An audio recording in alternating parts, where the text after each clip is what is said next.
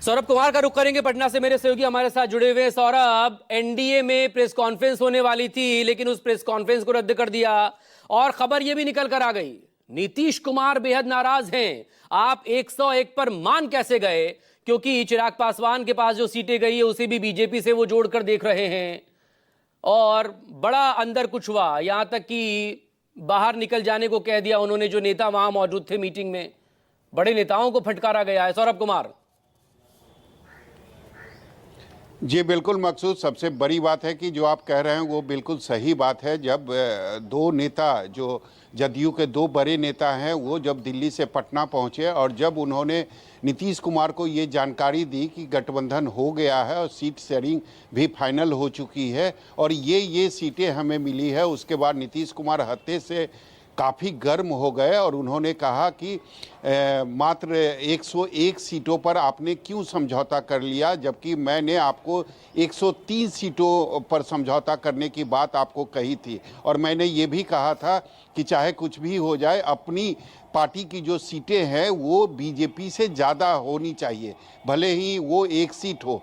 तो निश्चित रूप से पहले नीतीश कुमार ने अपनी नाराज़गी इस बात को लेकर व्यक्त की और उसके बाद नीतीश कुमार ने करीब 5-6 सीटें ऐसी उन दोनों नेताओं को बताई और उसके बाद कहा कि ये सीटें हमारी है, हमारी थी, हमारी परंपरागत सीट थी, इसे आपने कैसे दूसरे को दे दिया।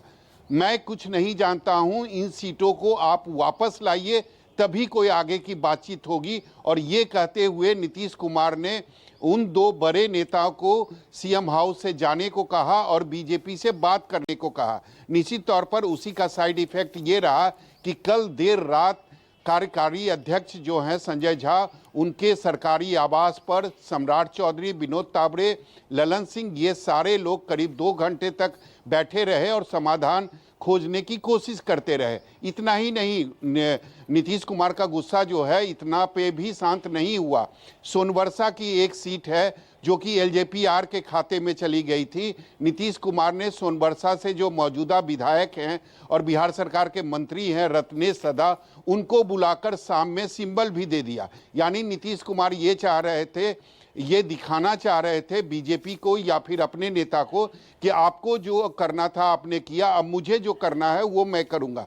तो निश्चित तौर पर एनडीए के बीच जरूर समाधान खोजने की कोशिश की जा रही है, लेकिन चीज़ें जो है वो पहले से काफ़ी ज़्यादा उलझ गई है और जब तक चीज़ों का समाधान नहीं होगा तब तक मुझे नहीं लगता है कि प्रेस कॉन्फ्रेंस होगी।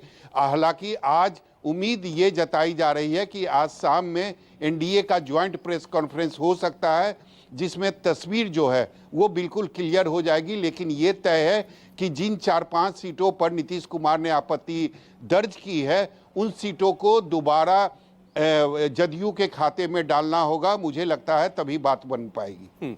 सौरभ प्लीज बने रहेगा, लगातार हम आपसे बात करते रहेंगे, अपडेट लेते रहेंगे। तमाम खास लोग मेरे साथ इस वक्त यहाँ पर जुड़ चुके हैं।